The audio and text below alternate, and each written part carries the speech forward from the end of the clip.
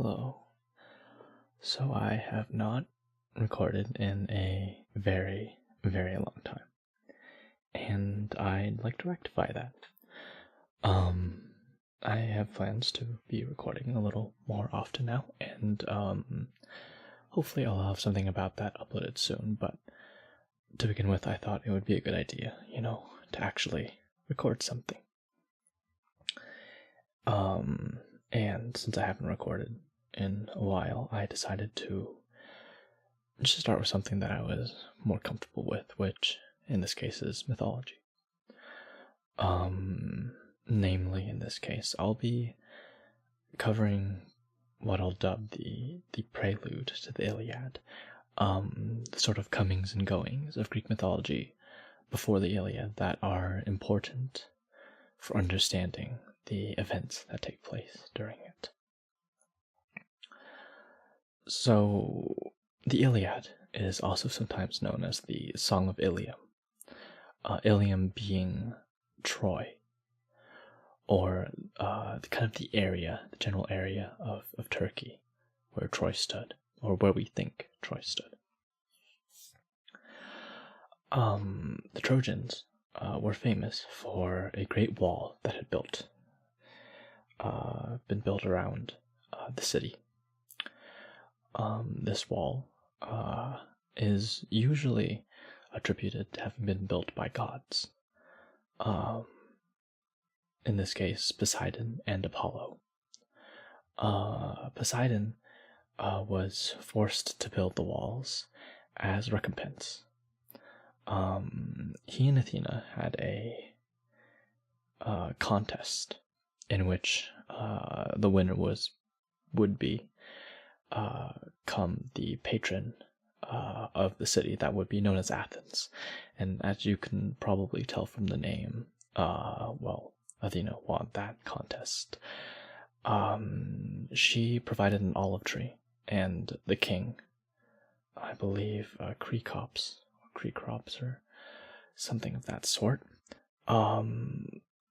decided that her olive tree was a better offering than the horse, a creature of war that Poseidon created for the first time, actually. So Poseidon is, and that's why he's known as like the father of horses or the bringer of horses and that sort of thing.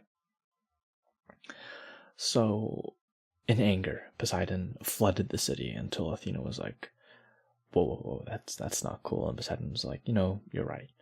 And so Zeus had him help in building the walls. Apollo was conscripted to build the walls, and due to his anger, he had a son. That son's name was Asclepius, and Asclepius was a marvel at the workings of medicine. He became so good that he could actually bring people back to life, which was a big no-no for Zeus, who struck him dead, because bringing people back to life is too far, I suppose. Apollo, pretty angry at this, proceeded to murder a bunch of Cyclops, which Zeus wasn't too happy about, because the Cyclops are the forgers of Zeus's lightning bolts. And so Apollo slays the Cyclops, and Zeus gets mad at him and has him build the walls. Now, Poseidon bears a grudge against the Trojans, because he was offered payment for his creation of the walls, but usually it's never delivered unto him, and so he kind of harbors a grudge. Apollo, not so much. Now for the other side, the Greeks. They are a bunch of city-states, as is the ancient kind of coalition of Greece is set up, led by a city-state called Mycenae, whose king is Agamemnon, who will feature greatly in kind of this story and the story of the Iliad. That's pretty much the setup so far. And so now we'll go to an event,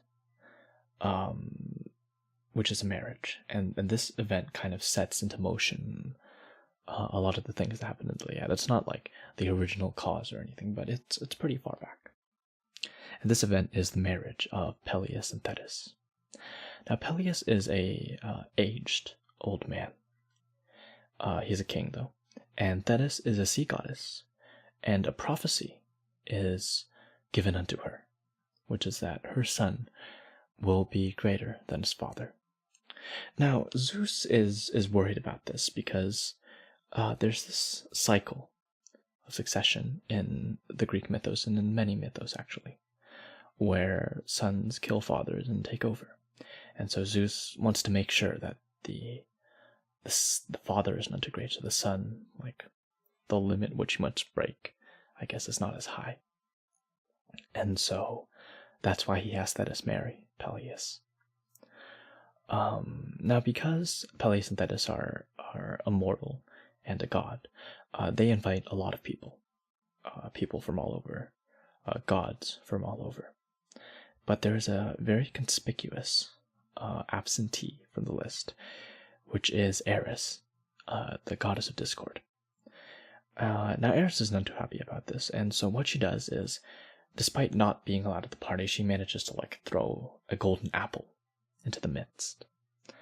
And what this golden apple says is, for the fairest. Now, one thing to note is golden apples feature pretty prominently in mythologies, especially Greek and Norse. They represent immortality. To consume one will bring you everlasting life.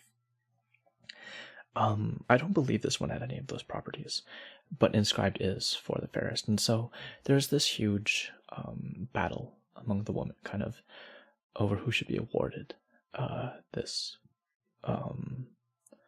prize. And one might suppose, it being her wedding and all, it would make sense to just award this for the fairest.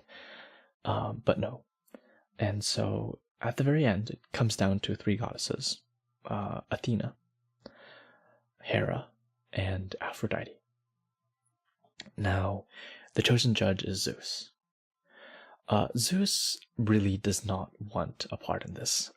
His wife is Hera, and he doesn't really want to get on any of the goddesses' bad side, and so he claims that he can't be unbiased because, he's married to one of the participants, and so he says that he'll choose someone completely unbiased.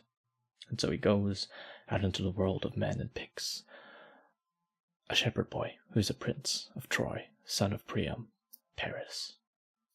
Now, Paris happens to be married at this point to a nymph called Oenone, something like that. And he's chosen before these three goddesses who, reveal themselves in all their glorious beauty to him and offer him something. Hera offers him dominion over always Asia and sometimes Europe. Athena offers to make him a great, wise leader, and glorious in battle as well, because Athena is also the goddess of war. Not in the way that Ares is the god of war, of rageful, vengeful, bloody war, but kind of the glory, the honor, and that sort of thing. Aphrodite offers Paris the love of the most beautiful woman in the world. Now, Paris is already married, and so, he chooses Aphrodite anyways. And there happens to be a problem with this, which is that the most beautiful woman in the world is already married, and her name is Helen. You might know her as Helen of Troy, although obviously at this point she was not of Troy. She was married to the king of Sparta. Now, a little background on Helen. Helen is the child of Leda, a queen, and Zeus, who impregnated her in the form of a swan. Also, during that impregnation, there are actually three other children. Clytemnestra, who is actually married to Agamemnon, and the Gemini twins, Castor and Pollux. Castor is the tamer of horses, and Pollux is the great boxer. And due to their godly heritage, they're technically both immortal, though one of them ends up dying, and they can't bear to live apart because, they're immortal and one's in the underworld. And so what they do actually is they share their immortality. They live one day upon the immortal realm, and one day in the underworld, and they alternate. Sort of in the way Persephone gets some time in the underworld and some time in the overworld. Now, Tyndarus, who is the husband of Leda,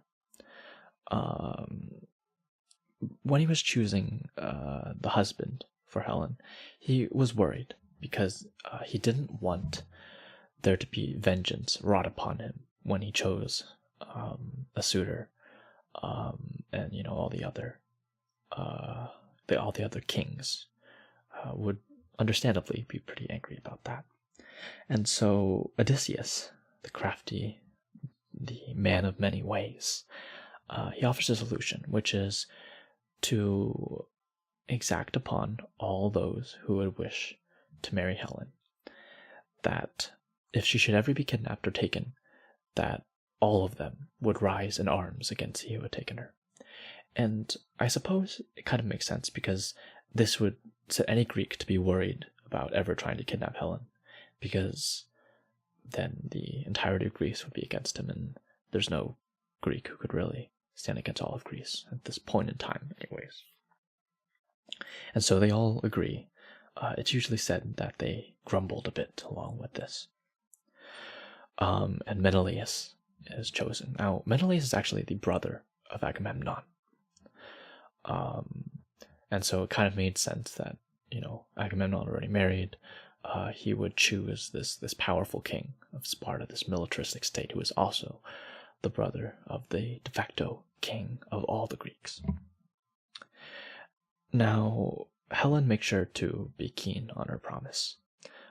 Paris goes to visit Menelaus, and Menelaus, totally unaware of these plans, welcomes him because, he's a prince of Troy. The Greeks and the Trojans are on pretty good terms.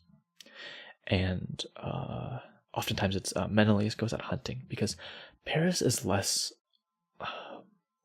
he's not like your stereotypical macho man, and so he doesn't go hunting with Menelaus. But Aphrodite has her son, Cupid, or Eros in Greek mythos, strike Helen with an arrow, and she falls in love with Paris, and they elope. The Greeks do try a peaceful solution. They send to Troy and they say, yo, this isn't cool.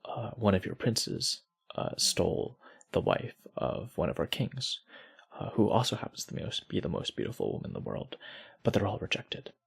And so Agamemnon, or Menelaus, namely, invokes the pact and calls the kings to come to war.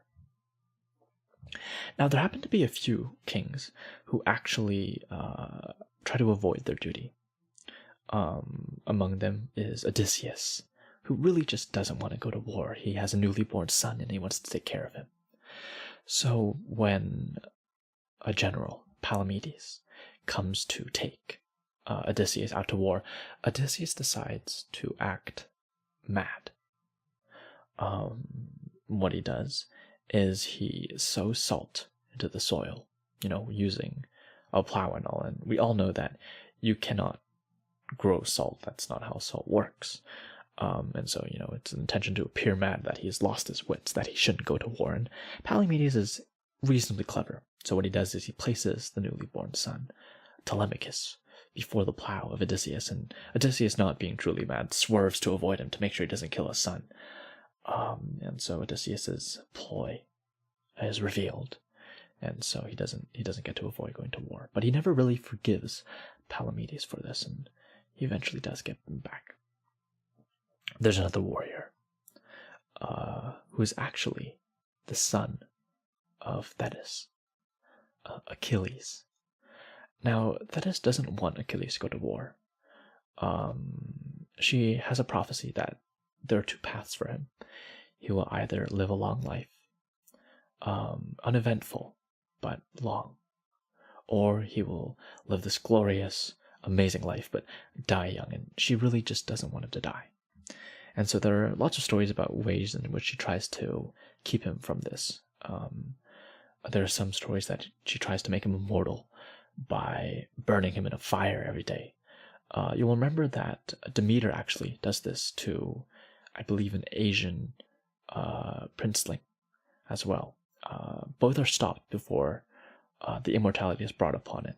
Although in Thetis' case, it's actually suggested that she may have killed previous children in this way, so it was good that Achilles was not burned until immortal. And then there's the famous story in which she dipped him into the river Styx, but she did have to hold him by his heel, and so his heel was his weak spot. Now, in order to keep Achilles from being recognized, she actually hid him, dressed and disguised as a princess on the island of Skyros. Now, Odysseus and Palamedes on the way to try to find Achilles. You know, they kind of know that he's on Skyros, but they don't know where, and they can't find him. So they devise a trap, and the trap is different in different stories. There's one in which they just present a large array of jewels, and among the jewels there are some daggers. And so while all the other princesses kind of stare upon these jewels, they notice, a single princess fiddling with the daggers. And so they recognize that as Achilles. And there's another one where they ring the bells in alarm of war, and the princesses scurry off to hide. But Achilles, he goes and he grabs a sword, because thus far he has been trained in the ways of war. There's another Greek, Cinyras. All the Greeks had agreed to send 50 ships at the very least. Cinyras sends one wooden ship with his son at the helm, and 49 clay ships with figurines, so like a terracotta army. And he is cursed for this. I think he gets killed by Apollo later. I'm not sure if it was related to that incident or not. Now, I suppose it's time to talk about the sides of the gods on this war. There is Zeus, who initially, and in some sources, is painted as being afraid. There are many demigods on the world at this time, and Zeus is constantly afraid that one of his sons will overthrow him, as he overthrew his father, and his father overthrew his grandfather.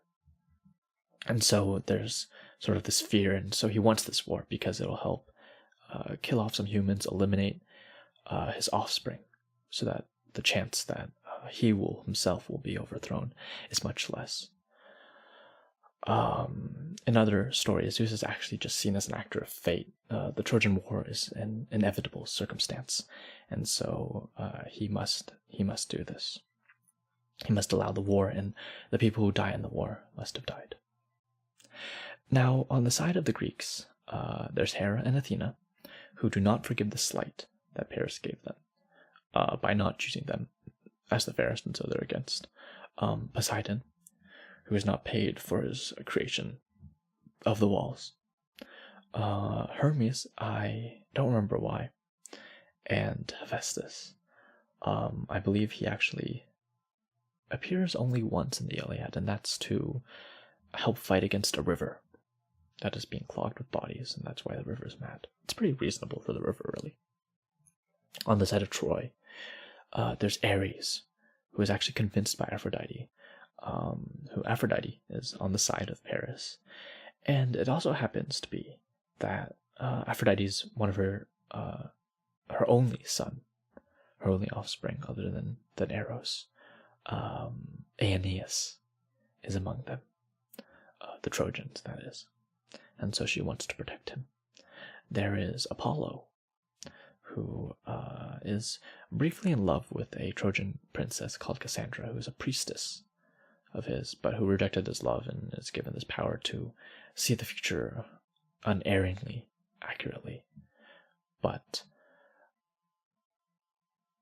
no one ever believes her, which is very, very unfortunate.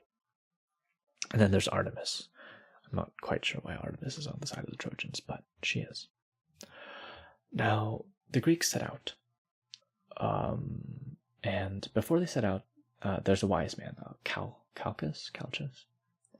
And they see this prophecy, and it's this eagle carrying off the snake. And they understand it as Troy will fall after 9 years of war.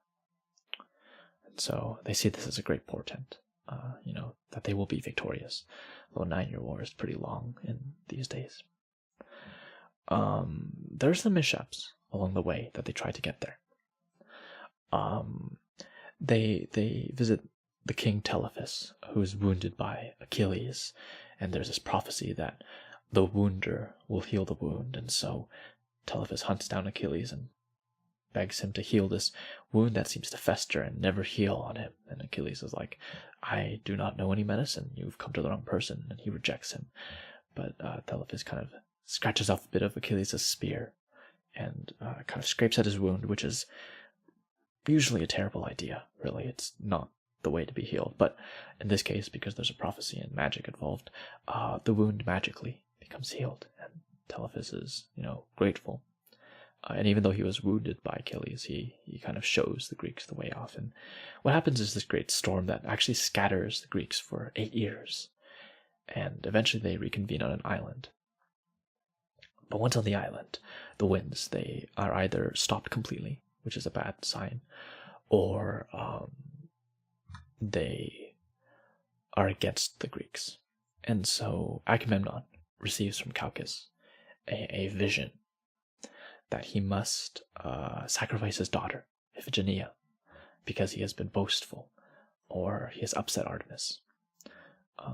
Some stories indicate that Agamemnon killed a deer and said that he was the greatest hunter of all and greater than Artemis. And so, always a bad thing to say that you're better than the gods. Hubris. He doesn't want to do this. He really doesn't. But his men, they threaten to mutiny to end this war completely. And Agamemnon, not wanting this, he sacrifices his daughter. In earlier stories, he actually does sacrifice his daughter. In some stories, he swaps her with a deer. In some stories, a deer swoops in and swaps with her, and Artemis and Iphigenia is ghosted away. And so it kind of assumed, Artemis understood that the sacrifice would have taken place and had decided to shield Iphigenia, for she was herself innocent of any guilt. There happens to be a plot point in which Clytemnestra actually believes that, and in this case, that Iphigenia was called to be married to Achilles, this is this great thing because Achilles is this great warrior, and so she was eagerly sent off, but sacrificed tragically. And once this happens, the winds they re-pick up, and the Greeks are allowed to leave the island. There's this man Philoctetes. He is kind of a second hand of Hercules. He has Hercules' bow, which is this great and awesome thing. And it's said that Troy will not be taken without this bow. And so that's why Philoctetes is taken along. But he actually is injured by a snake bite, which he is unable to heal from. And so they actually leave him on this island. They do come back later because of the prophecy that they need the bow. There's another prophecy that the first man to land on the shores of Troy will be the first man to die. And so no man really wants to be the first one to leap off the ship because, he'll die. So Odysseus sets up this thing where he says, okay, I'll throw down my shield. So the first man to actually land isn't actually the first man to land. So everyone else will land and, it'll be whatever. It turns out this loophole doesn't actually work. The first man who lands is instantly killed by Hector, another prince of Troy and son of Priam. Then come 9 years of what are assumed to be not full assault on Troy. There are many cities in the surrounding landscape. Achilles takes many. He takes cities, he takes islands. And it's kind of attributed to the fact that the Greeks don't completely coalesce into their full army to take Troy until these 9 years are over. Because they understood that the war would take 10 years and they didn't want 10 years of complete bloody war. It might be attributed to that, actually. But generally it's seen as that not happening. This is interesting. There's a Greek vase painting of it. Achilles and Ajax. He's also a great warrior, playing a game of Patea, robbers, which we don't fully understand. But they were playing this game and they get ambushed. and only through Athena helping them do they actually escape. Also during these events, Odysseus, he finally gets his revenge on Palamedes for sending him off to war and endangering his son. And what he does is he frames Palamedes for something, and Palamedes is stoned to death. Now, Palamedes' father actually comes by. This is important because it's very relevant to things that happen in the aftermath of the war. And he comes seeking justice for the death of his son. He says, "My son was unjustly killed. I'm seeking retribution for it, for those who tried to frame him. I don't believe he did this." And he's refused. And so when he returns home to Greece, he tells all the wives of the Greek kings who were not sent off to war that the Greek kings will be bringing home concubines to dethrone these queens. And this upsets a lot of the queens and foretells bad things for the return of the Greeks from the war, which, happens much, much later. And there's an attempted mutiny by the men because they're very upset. And so Agamemnon brings in these famous growers of wine and crops that can just make them sprout out of the soil. And now we come to the very, very beginning of the Iliad. We're about 9 years in, and kind of the assault around the city of Troy has begun. And in this kind of raids and assaults, 2 maidens are taken. Or I suppose many were probably taken, but there are 2 very important ones to the story, which are Briseis and Chryses. Chryses is the daughter of a priest of Apollo named Chryses, spelled slightly differently. Now Chryses, being distraught at the loss of his daughter, prays to Apollo. And Apollo, being against the Greeks, and I assume this is something to do with kind of like having direct reason to attack the Greeks. This is why he's allowed to kind of intervene so obtusely. He rains down arrows that bring plague and illness down upon the Greeks. And Calchas, the wise man, reveals to the Greeks that it's because Chryses has called down Apollo upon them that the Greeks must return Chryses to her father in order to be relieved of this suffering. Now Chryses is taken by Agamemnon, the de facto leader of the Greeks. And so what he says is that if I'm to lose my maiden, I will have her replaced by another's. And so he takes Briseis. Except that Briseis has been claimed by Achilles. And Achilles is upset about this. He's more than upset. He's more than angry or hateful. This is where the Iliad begins. Thus begins the rage of Achilles. And yeah, that's the beginning of the Iliad. Thank you guys and girls and all of you so much for listening, and I hope you have a wonderful day.